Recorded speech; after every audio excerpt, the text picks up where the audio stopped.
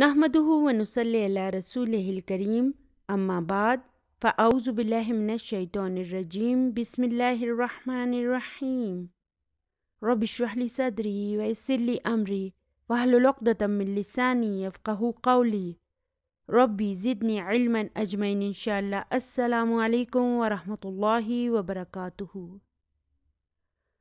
اللہم یسر ولا تؤثر وتمم بالخیر۔ آج انشاءاللہ تعالی ہم اپنے سبق کو وہیں سے شروع کریں گے جہاں پر ہم نے اسے پچھلی ویڈیو میں چھوڑا تھا۔ پچھلی ویڈیو میں ہم نے سبق نمبر 8 کی تمارین کے سوال نمبر 4 کو حل کر لیا تھا، اس لیے آج ہم سوال نمبر 5 سے اپنے سبق کی ابتدا کریں گے۔ جو لوگ پرانی والی بلیک اینڈ وائٹ والی بکس استعمال کر رہے ہیں وہ سبق نمبر 18 کی تمارین کے سوال نمبر 5 پر آ جائیں۔ سوال نمبر 5 ہے اقرأ الکلمات الآتیۃ، یعنی کہ دیے گئے کلمات کو پڑھیے، وَاکْتُبْہا اور اسے لکھیے، مع ضبط اواخرہا اس کے آخری اعراب کے ساتھ، یعنی کہ ہم نے ان الفاظ کو پڑھنا بھی ہے اور لکھنا بھی ہے اور ان کے آخری اعراب کو بھی لگانا ہے۔ پڑھتے ہوئے بھی آخری اعراب کو پکارنا ہے اور لکھتے ہوئے بھی آخری اعراب کو لکھنا ہے۔ پہلا لفظ ہے کلبانی۔ کلبانی کا کیا مطلب ہے؟ 2 کتے۔ یہ مثنیٰ ہے نا؟ اچھا مجھے یہ بتائیں کہ کیا یہ مرفوع ہے؟ جی ہاں، یہ مرفوع ہے اور اس کے مرفوع ہونے کی علامت اس کا یہ الف ہے۔ تو کلبانی، مکتبانی، قمیصانی، اخوانی، مندیلانی، مسترتانی، اختانی، امرأتانی، تو یہ سارے مثنیٰ مرفوع ہیں اور ان سب کے مرفوع ہونے کی علامت یہ آنی آنی ہے، ٹھیک ہے؟ یہ الف ان کے مرفوع ہونے کی علامت ہے۔ تو چلیے ابھی اگلے سوال پر چلتے ہیں۔ سوال نمبر 6 ہے فن الکلمات الآتیۃ، یعنی کہ دیے گئے الفاظ کو مثنیٰ میں تبدیل کریں۔ انہوں نے یہاں پر واحد الفاظ لکھے ہوئے ہیں، اب ہمیں ان کا مثنیٰ بنانا ہے۔ پہلا لفظ ہے سیارتن، چلیے اس کا مثنیٰ بنائیے، سیارتانی۔ دوسرا لفظ ہے طبیبتن، یہ ہو جائے گا طبیبتانی۔ پھر ہے ولدن، ولدانی۔ لغتن، لغتانی۔ جس کے آخر میں گولتا آیا ہے نا تو اسے تو ہم نے فوراً تانی میں تبدیل کر دینا ہے۔ صدیقن، صدیقانی۔ تاجرن، تاجرانی۔ ملعقتن، ملعقتانی۔ ملعقتانی کا کیا مطلب ہے؟ جی ہاں، 2 چمچیاں۔ ملعقتانی کا مطلب ہے 2 چمچیاں۔ آگے ہے مدرسن، مدرسانی۔ بابن، بابانی۔ اسمن، اسمانی۔ ھذا، ھذانی۔ اور ھذہ کا مثنیٰ کیا ہوگا؟ ھاتانی۔ چلیے ابھی الکلمات الجدیدہ کی ٹیبل پر آ جاتے ہیں۔ سب سے پہلا لفظ ہے کم۔ کم کا کیا مطلب ہے؟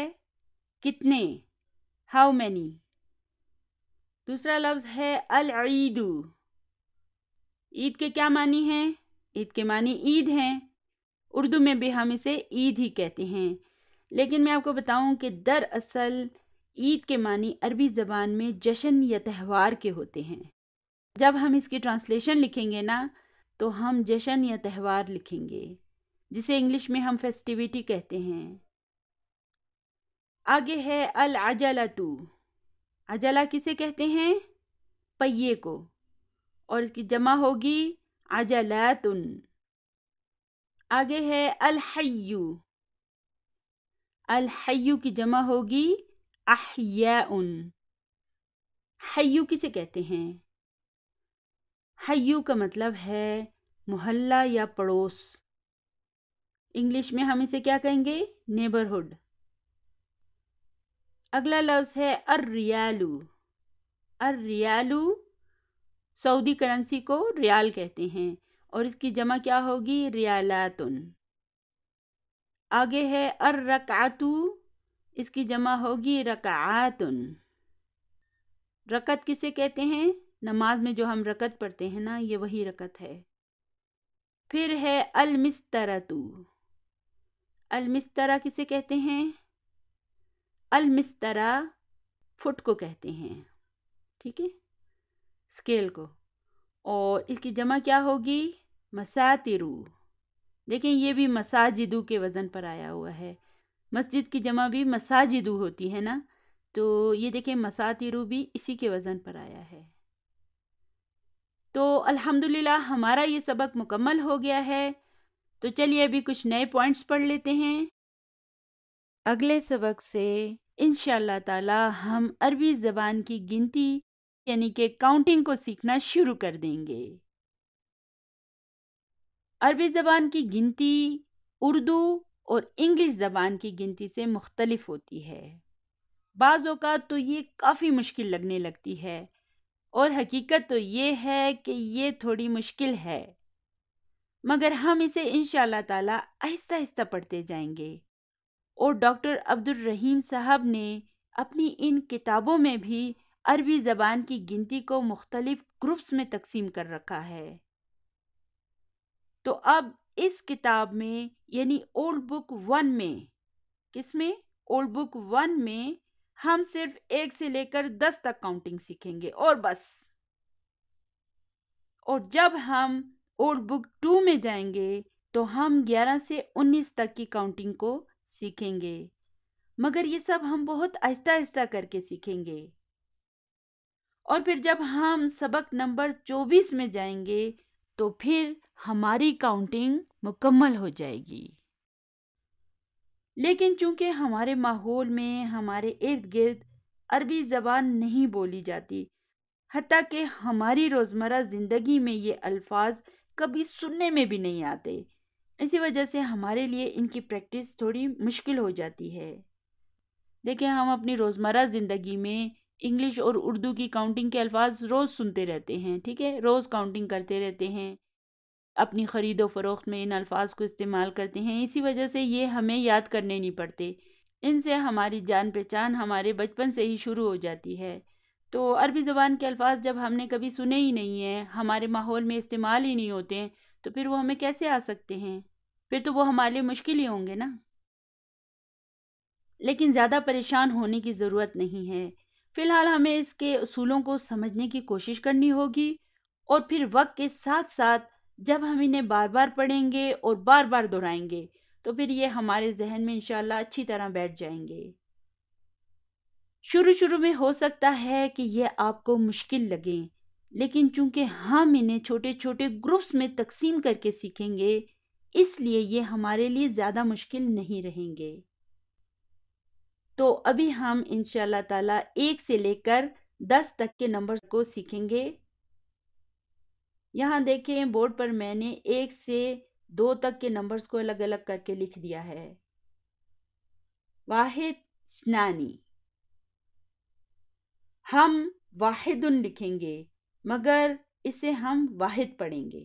ٹھیک ہے، میں آپ کو یہ بھی بتاتی ہوں کہ آپ نے اگر گنتی لکھنی ہے تو آپ نے لکھنا کیا ہے، اور پھر جب اسے پڑھنا ہے تو کیسے پڑھنا ہے. تو آپ نے کیا کرنا ہے؟ واحدن لکھنا ہے اور اسے پڑھنا کیا ہے؟ واحد. اسی طرح آپ اثنانی کو اثنانی ہی لکھیں گے اور اسے پڑھیں گے بھی اثنانی ہی. ٹھیک ہے، واحد، اثنانی، یہ 2 ہو گئے. اچھا، اب اس اثنانی کے شروع کے اس الف کو دیکھیں، یہ کون سا حمزہ ہے؟ حمزہ قطع ہے یا حمزہ وصل؟ یہی وجہ ہے نا کہ ہم لوگ حمزہ قطع یا وصل کا نشان نہیں لگاتے، جس کی وجہ سے ہمیں اس کی پہچان میں مشکل ہوتی ہے.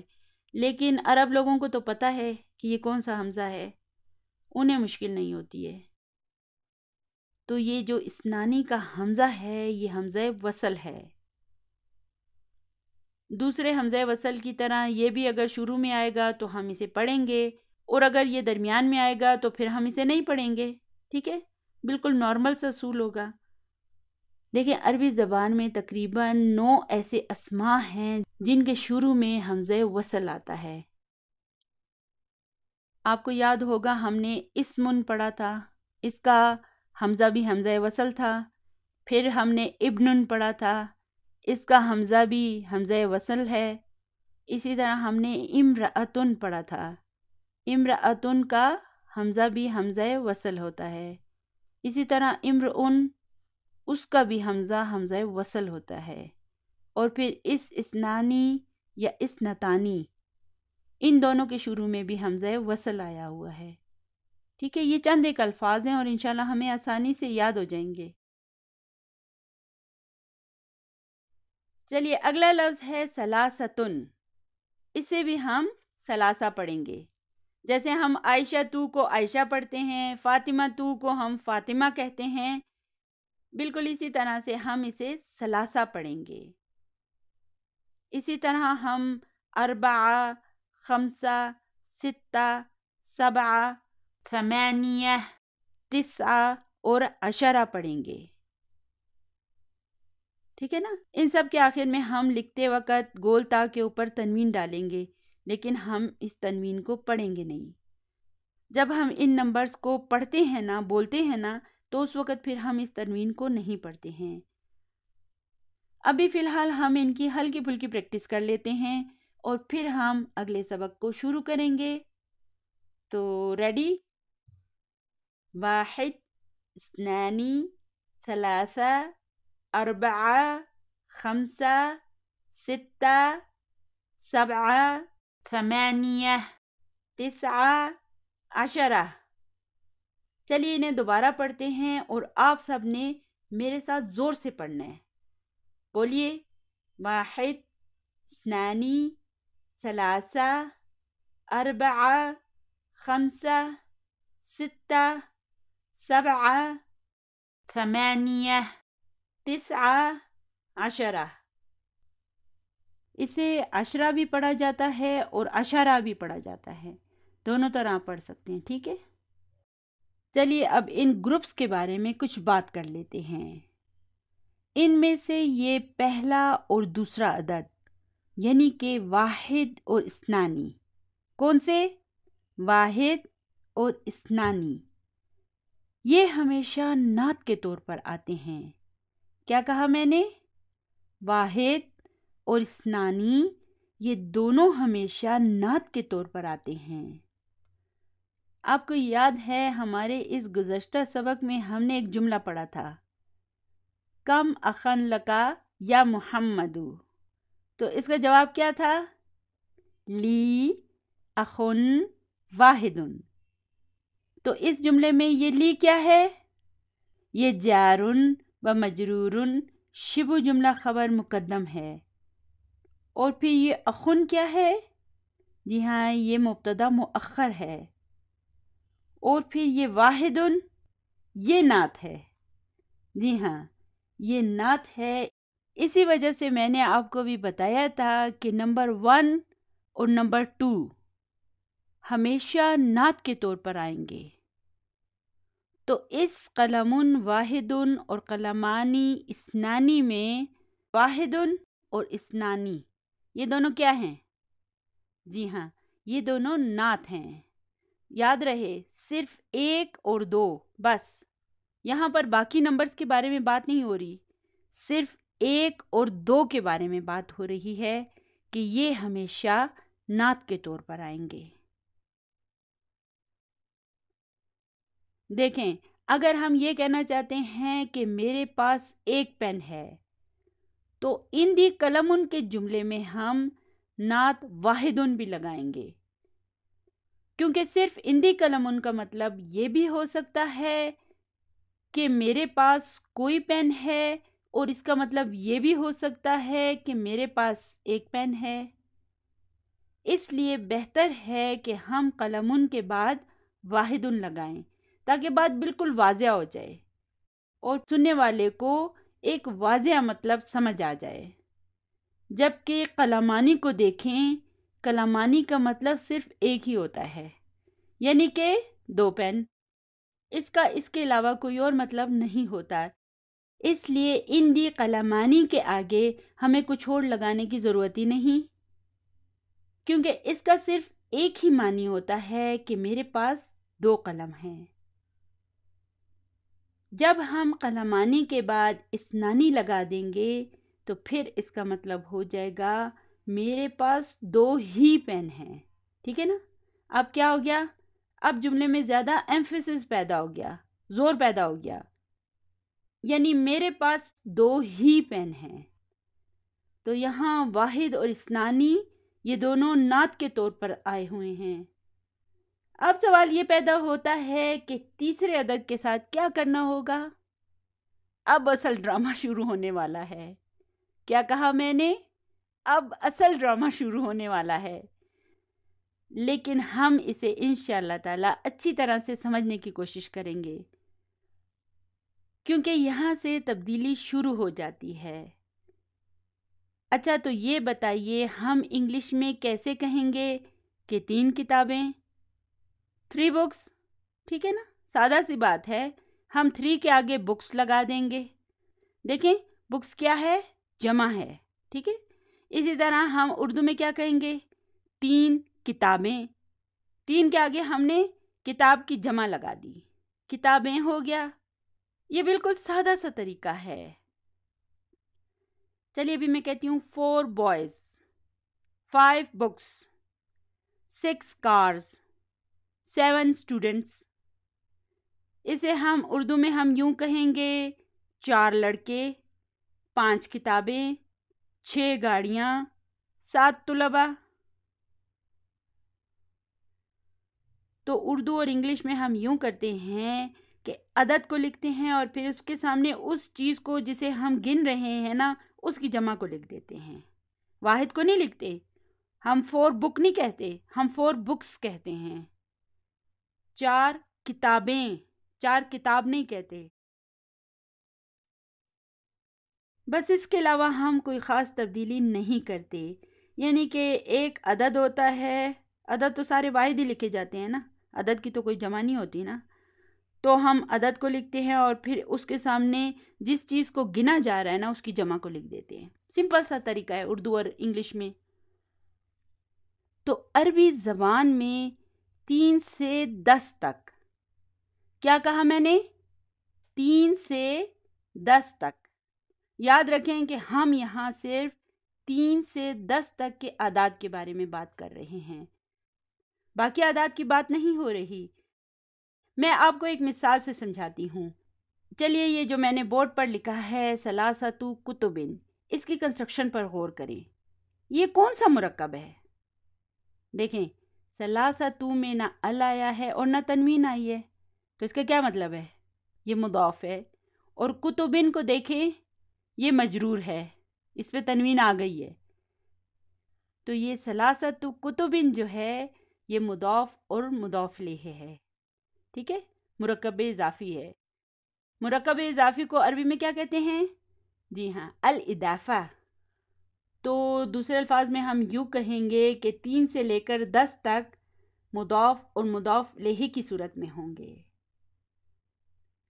تو یہاں پر یہ ثلاثۃ جو ہے یہ العدد کہلائے گا، اور کتبن اس کا المعدود کہلائے گا۔ المعدود کسے کہتے ہیں؟ یعنی کہ جس چیز کو گنا جا رہا ہے اسے معدود کہتے ہیں۔ ہم اردو اسپیکنگ لوگوں کے لیے بڑی آسانی ہے کہ ہم اسے اردو میں بھی عدد اور معدود ہی کہتے ہیں۔ تو ثلاثۃ عدد ہے اور کتبن معدود ہے۔ ہم کتابوں کو گن رہے ہیں نا، اس لیے یہ کتبن جو ہے وہ معدود ہے۔ اردو اور انگلش میں بھی ہم کہتے ہیں نا 3 کتابیں، 3 books۔ ہم کیا کرتے ہیں یہاں پر؟ عدد کے سامنے معدود کی جمع کو لکھ دیتے ہیں۔ اسی طرح یہاں پر کتبن بھی جو ہے یہ بھی جمع ہے، ٹھیک ہے؟ ثلاثۃ کے سامنے ہم نے کتبن لکھ دیا۔ تو دوسرے الفاظ میں ہم یوں کہیں گے کہ عدد ہمیشہ مضاف کے طور پر آئے گا اور معدود ہمیشہ مضاف الیہ بھی ہوگا اور جمع بھی ہوگا. ٹھیک ہے، معدود کیا ہوگا؟ جمع بھی ہوگا اور مضاف الیہ بھی ہوگا. لیکن میں دوبارہ آپ کو بتا رہی ہوں کہ میں یہاں پر صرف 3 سے لے کر 10 تک کے اعداد کے بارے میں بات کر رہی ہوں. ٹھیک ہے نا؟ تو معدود کو دیکھیں، یہ جمع ہونے کے ساتھ اور کیا ہے؟ دیکھیں، عربی زبان میں ہر چیز یا تو مذکر ہوتی ہے یا مؤنث ہوتی ہے. تو پھر یہ کتبن کیا ہے؟ جی ہاں، یہ کتابن کی جمع ہے نا، اس لیے یہ مذکر ہے. لیکن یہ کیا؟ ثلاثتو کے آخر میں تو یہ تائے مربوطہ آئی ہوئی ہے، تو کیا یہ مؤنث ہے؟ جی ہاں، یہ مؤنث ہی ہے. تو عربی زبان میں 3 سے لے کر 10 تک کے اعداد میں ہم معدود کو دیکھیں گے. معدود اگر مذکر ہوگا تو اس کے لیے ہم عدد کو مؤنث بنا دیں گے، اور اگر معدود مؤنث ہوگا، نہیں، پھر عدد مؤنث نہیں ہوگا، پھر عدد مذکر ہو جائے گا، یعنی کہ الٹ ہو جائے گا. اس میں میرا کوئی قصور نہیں ہے، یہ میں نے نہیں کیا، یہ عربی زبان ہے اور یہ ایسے ہی ہے. لیکن یاد رہے کہ ہم یہاں پر 3 سے 10 تک کے اعداد کے بارے میں بات کر رہے ہیں، اوروں کی بات نہیں ہو رہی ہے نا. تو آپ نے اچھی طرح یاد رکھنا ہے کہ اگر معدود مذکر ہوگا تو عدد مؤنث ہو جائے گا، اور اگر معدود مؤنث ہوگا تو پھر عدد مذکر ہو جائے گا.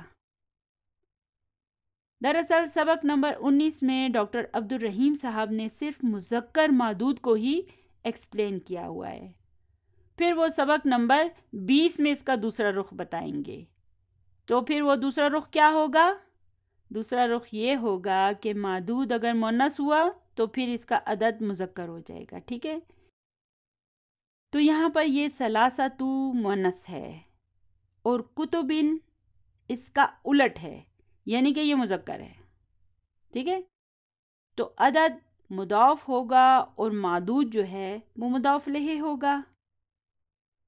چونکہ ہم مضاف اور مضاف الیہ کو اچھی طرح سے پڑھ چکے ہیں اور ہم اس کی اچھی خاصی پریکٹس بھی کر چکے ہیں، اس لیے ہمیں یہاں پر ان کو سمجھنے میں انشاءاللہ کوئی مشکل نہیں ہوگی.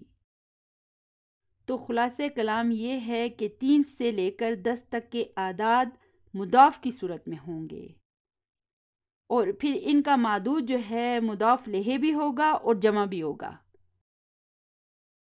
تو دوسرا اصول یہ ہے کہ 3 سے لے کر 10 تک کے یہ اعداد تذکیر و تانیث یعنی کہ جنڈر میں معدود کے الٹ ہوں گے.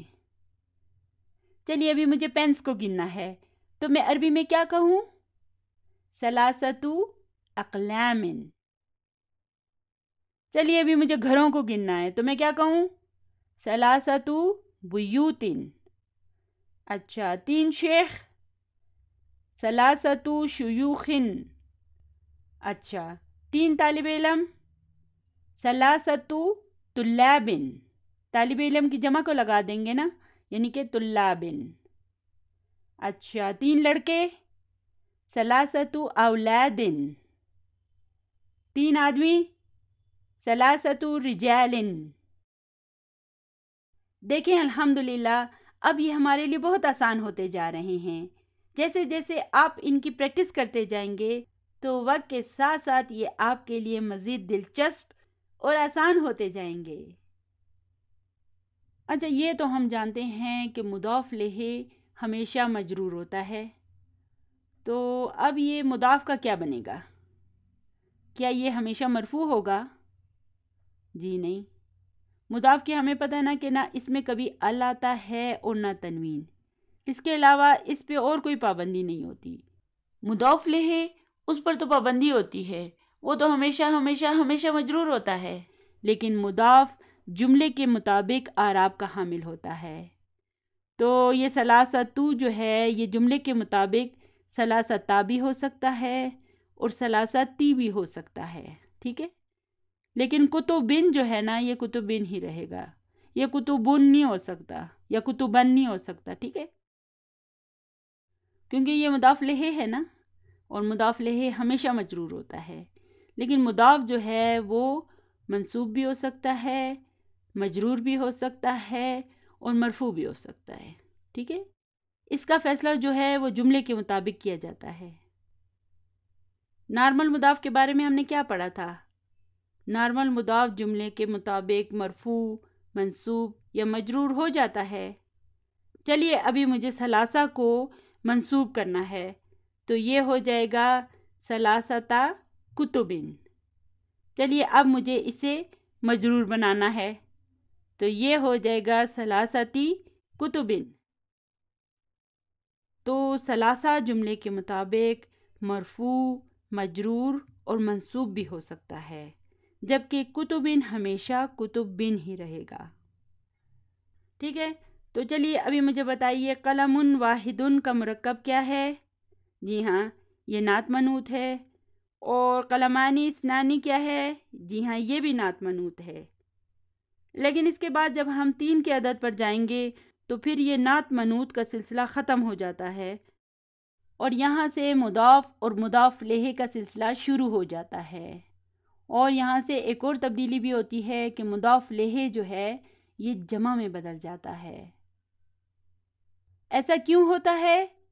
کیونکہ اب ہم جن چیزوں کو گن رہے ہیں نہ تو وہ واحد ہیں اور نہ مثنیٰ ہیں، اب یہ جمع ہو چکی ہیں، اس لیے یہاں پر معدود جمع کی صورت میں آئے گا۔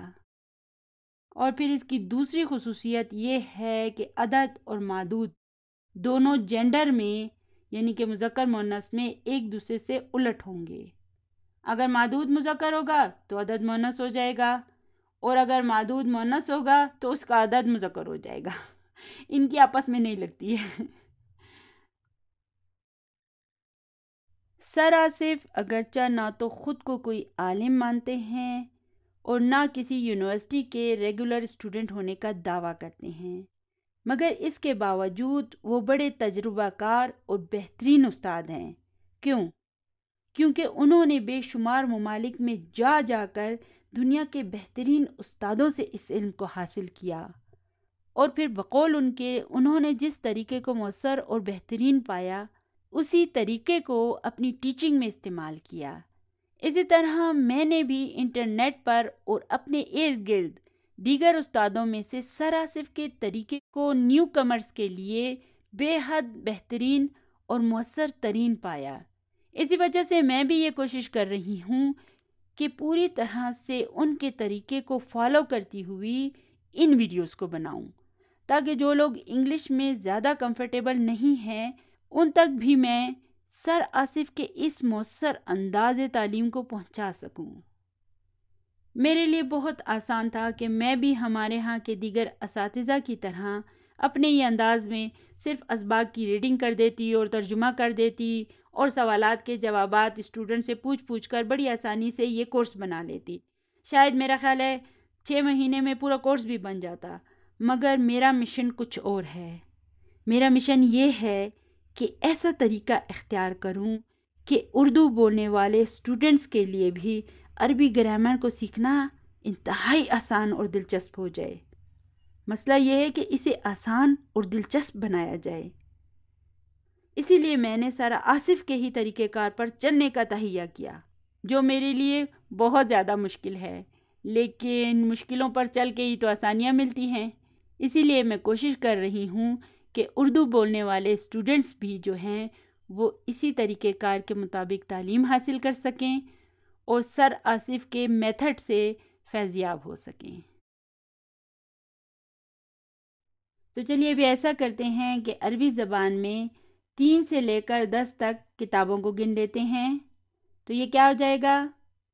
ثلاثۃ کتب، اربعۃ کتب، خمسۃ کتب، ستۃ کتب، سبعۃ کتب، ثمانیۃ کتب، تسعۃ کتب، عشرۃ کتب۔ اسے عشرہ بھی پڑھا جاتا ہے اور عشرہ بھی پڑھا جاتا ہے، دونوں طرح پڑھ سکتے ہیں، ٹھیک ہے؟ چلیے ابھی 3 سے لے کر 10 تک لڑکوں کو گن لیتے ہیں۔ تو یہ کیا ہو جائے گا؟ ثلاثۃ اولاد، أربعة أولاد، خمسة أولاد، ستة أولاد، سبعة أولاد، ثمانية أولاد، تسعة أولاد، عشرة أولاد۔ چلیے ابھی مردوں کو گن لیتے ہیں۔ رجال، ثلاثة رجال، أربعة رجال، خمسة رجال، ستة رجال، سبعة رجال، ثمانية رجال، تسعة رجال، عشرة رجال۔ تو دیکھیں ابھی آپ کو تھوڑی تھوڑی پریکٹس ہو رہی ہے نا، تھوڑا کانفیڈنس آ رہا ہے نا۔ تو انشاءاللہ اسی طرح ہم اسے ریپیٹ کرتے رہیں گے اور ہم میں کانفیڈنس بھی آتا جائے گا، اور آہستہ آہستہ انشاءاللہ تعالی ہمیں یہ سب یاد ہو جائے گا۔ چلیے ابھی سبق نمبر 9 پر آ جاتے ہیں۔ یہاں زیادہ پریشان ہونے کی ضرورت نہیں ہے۔ یہاں پر ڈاکٹر عبدالرحیم صاحب نے صرف مذکر معدود کو استعمال کیا ہے، ٹھیک ہے، مؤنث نہیں کیا، یہاں پہ صرف مذکر معدود کو استعمال کیا گیا ہے۔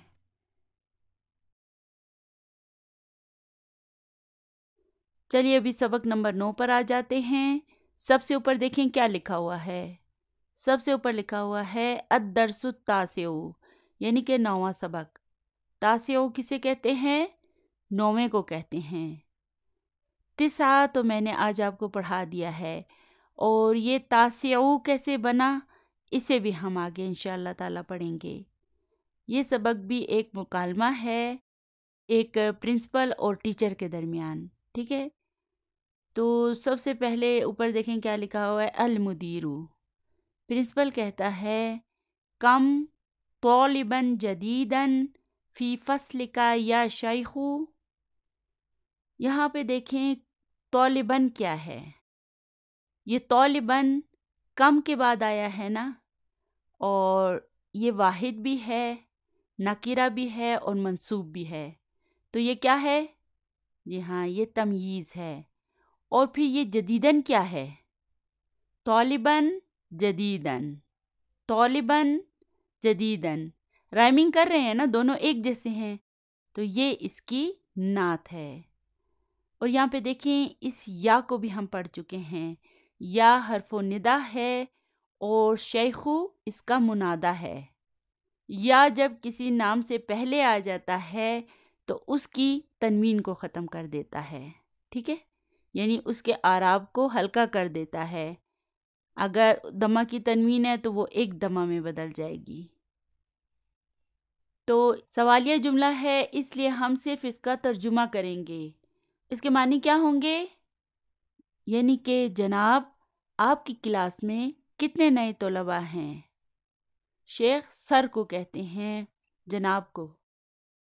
تو آگے ہے المدرس فیہ عشرۃ طلاب جدد۔ اس فیہ کو دیکھیں، یہ کیا ہے؟ یہ جار و مجرور شبہ جملہ خبر مقدم ہے، اور عشرۃ جو ہے یہ اس کا مبتدا مؤخر ہے۔ مبتدا مرفوع ہوتا ہے نا، اور دیکھیں یہ بھی مرفوع ہے، اس لیے یہ اس کا مبتدا مؤخر ہے، وہو مضاف اور طلاب مضاف لہ، اور جددن جو ہے اس کی نعت ہے، یعنی کہ اس میں 10 نئے طلباء ہیں۔ آگے ہے المدیر من این ہم۔ پرنسپل پھر سوال کرتا ہے کہ وہ کہاں سے ہیں، یعنی ان کا تعلق کہاں سے ہے۔ اکلہم من بلد واحد، کیا وہ سب ایک ہی ملک سے ہیں، ایک ہی کنٹری سے ہیں۔ المدرس لا ہم من بلاد مختلفۃ، لا کیا ہے؟ لا حروف الجواب میں سے ہے، ٹھیک ہے، اور ہم من بلاد مختلفۃ کو دیکھیں، یہاں پر ہم کیا ہے؟ یہ ضمیر منفصل ہے نا، ہوا ہما ہم جو ہم پڑھتے رہتے ہیں، تو یہ یہاں پر مبتدا ہے، اور من بلادن جارن و مجرورن شبہ جملہ خبر ہے، اور مختلفتن کو دیکھیں یہ بلادن کی نعت ہے۔ اچھا، ہم نے پڑھا تھا کہ نعت اور منعوت جینڈر میں سیم ہوتے ہیں، لیکن یہ تو مختلف ہیں۔ بلادن کو دیکھیں، یہ مذکر ہے اور مختلفتن مؤنث ہے۔ کیوں؟ جی ہاں، ہم نے کیا پڑھا تھا؟ کل جمع مؤنث۔ بلادن کو دیکھیں، یہ جمع ہے، بلد کی جمع ہے، اور ہر غیر عاقل کی جمع کو ہم مؤنث واحد کی طرح ٹریٹ کریں گے۔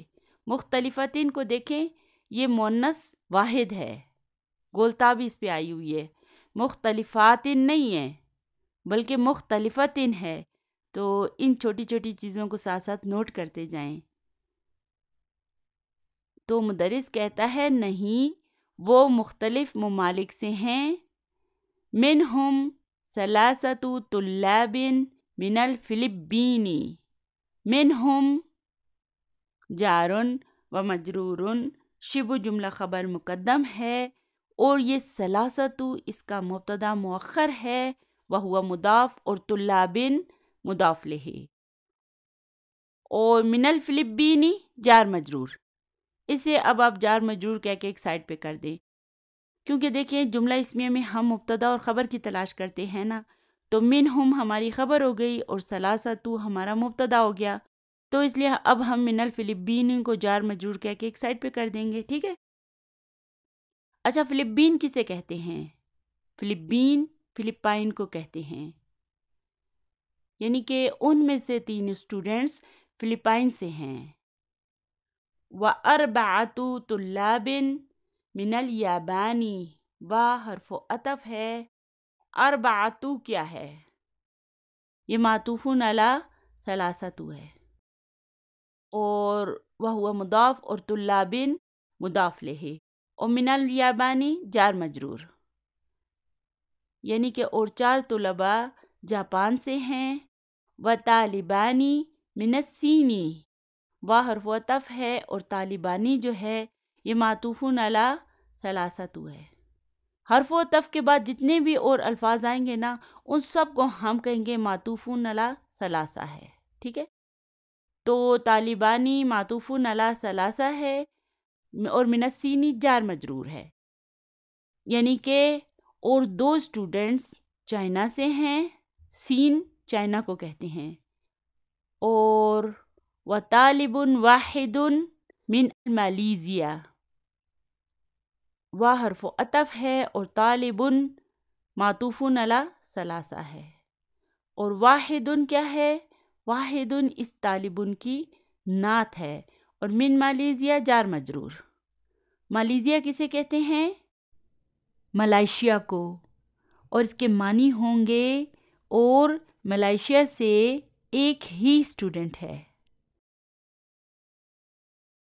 اب اس سبق میں آپ دیکھیں کہ ڈاکٹر عبدالرحیم صاحب کس خوبصورتی کے ساتھ 1 سے لے کر 10 تک کی کاؤنٹنگ کی ہمیں پریکٹس کرا رہے ہیں، اور یہاں پر 3 سے لے کر 10 تک جتنے بھی اعداد ہیں نا، وہ مضاف کی صورت میں آئیں گے اور ان کا معدود مضاف لہ ہوگا۔ اور دیکھیں، میں نے آپ کو کہا تھا کہ طالبانی کا مطلب ہے 2 اسٹوڈنٹس، ٹھیک ہے؟ اسنانی یہاں پہ انہوں نے نہیں لکھا، اس کی اتنی ضرورت نہیں ہے، اور 2 اسٹوڈنٹ چائنا سے ہیں، اور طالب واحد، دیکھیں، اور پھر طالب کے آگے انہوں نے واحد لگایا ہے تاکہ کلیئر ہو جائے بات، ٹھیک ہے نا؟ یہ بات میں ابھی آپ کو سمجھا چکی ہوں۔ چلیے اب آگے چلتے ہیں۔ المدیر افی فصل کا طلاب من امریکہ،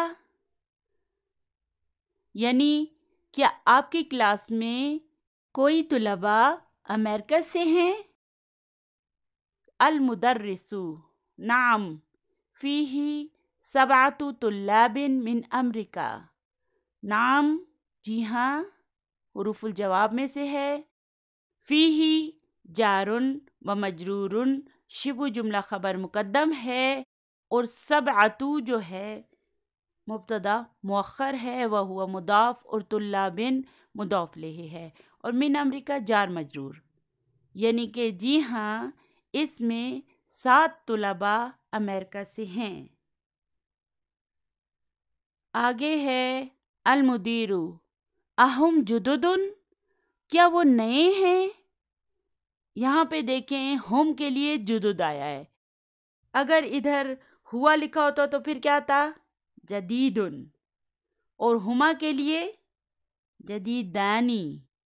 چلیے یہ پوائنٹ میں دوبارہ بول دیتی ہوں، یہاں پہ دیکھیں کہ ہم کے لیے جدد آیا ہے، اگر یہاں پر ہوا ہوتا تو پھر جدیدن آتا، اور اگر ہما ہوتا تو پھر جدیدانی آتا۔ یعنی کہ پرنسپل پھر سے سوال کرتا ہے کہ کیا وہ نئے ہیں؟ المدرس لا ہم قدامى۔ اب اس جملے پر بھی ذرا غور کریں کہ ہم کے لیے قدامى آیا ہے۔ قدامى کیا ہے؟ یہ قدیمن کی جمع ہے، اگر یہاں پر ہوا ہوتا تو پھر قدیمن آتا، اور اگر اس ہم کی جگہ ہما ہوتا نا تو پھر قدیمانی آتا۔ ٹھیک ہے نا؟ ہم نے مبتدا اور خبر کو نمبرز میں بھی آپس میں میچ کرنا ہوتا ہے، یعنی کہ ٹیچر جواب دیتا ہے نہیں وہ پرانے ہیں، یعنی کہ وہ پرانے اسٹوڈنٹ ہیں۔ آگے ہے المدیر کم طالباً فیہ من اوروبا۔ طالباً کو دیکھیں یہ کیا ہے؟ تمییز ہے، جی ہاں، اور اوروبا کا کیا مطلب ہے؟ اوروبا یورپ کو کہتے ہیں، یعنی کہ اس میں کتنے طلباء یورپ سے ہیں؟ المدرس، مدرس جواب دیتا ہے فیہ 5 طلاب من انگلترا۔ فیہ جار و مجرور، شبہ جملہ خبر مقدم ہے، اور 5 مبتدا مؤخر ہے، وہو مضاف، اور طلاب مضاف لہ ہے، اور من انگلترا جار مجرور، یعنی کہ اس میں 5 طلباء انگلینڈ سے ہیں، و8 طلاب من المانیہ۔ و حرف عطف ہے، اور 8 معطوف علی 5 ہے، وہو مضاف، اور طلاب مضاف لہ ہے، اور من المانیہ جار مجرور، یعنی کہ اور 8 طلباء جرمنی سے ہیں۔ المانیہ جرمنی کو کہتے ہیں۔ و6 طلاب من فرنسا، و حرف عطف ہے، اور 6 معطوف علی 5 ہے، وہو مضاف، اور طلاب مضاف لہ، اور من فرنسا جار مجرور، تو یعنی کہ اور 6 طلباء فرانس سے ہیں۔ و9 طلاب من ہلندا، و حرف عطف ہے، اور 9 معطوف علی 5 ہے، وہو مضاف، اور طلاب مضاف لہ، اور من ہلندا جار مجرور۔ من ہلندا کا مطلب ہے ہالینڈ سے، یعنی کہ اور 9 طلباء ہالینڈ سے ہیں۔ المدیر شکراً یا شیخ، مدیر کہتا ہے شکریہ جناب، یا او سر تھینک یو۔ اچھا اب یہاں پہ دیکھیں یہ شکراً کیا ہے؟ یہ شکراً جو ہے یہ مفعول مطلق ہے، اس کے بارے میں ہم آگے پڑھیں گے، فی الحال آپ اتنا یاد رکھیں کہ بس یہ مفعول مطلق ہے۔ جب کوئی شکراً کہے تو ہم اس کے جواب میں کیا کہتے ہیں؟ عفواً، یہ بھی مفعول مطلق ہے، اور مفعول مطلق کو انگلش میں ایبسولوٹ آبجیکٹ کہتے ہیں۔ شکراً کا مطلب ہوگا تھینک یو، اور عفواً کا مطلب ہوگا ڈونٹ مینشن یا ویلکم۔ تو آج کا ہمارا سبق بس یہیں تک تھا، دعاؤں میں یاد رکھیے گا۔ ربنا هب لنا من ازواجنا وذرياتنا قرة اعین وجعلنا للمتقین اماما ربنا لا تؤاخذنا ان نسینا او اخطأنا ربنا ولا تحمل علينا إصرا كما حملته على الذين من قبلنا ربنا ولا تحملنا ما لا طاقة لنا به واعف عنا واغفر لنا وارحمنا أنت مولانا فانصرنا على القوم الكافرين سبحان ربك رب العزة عما يصفون وسلام على المرسلين والحمد لله رب العالمين جزاكم الله خيرا كثيرا السلام علیکم ورحمۃ اللہ وبرکاتہ.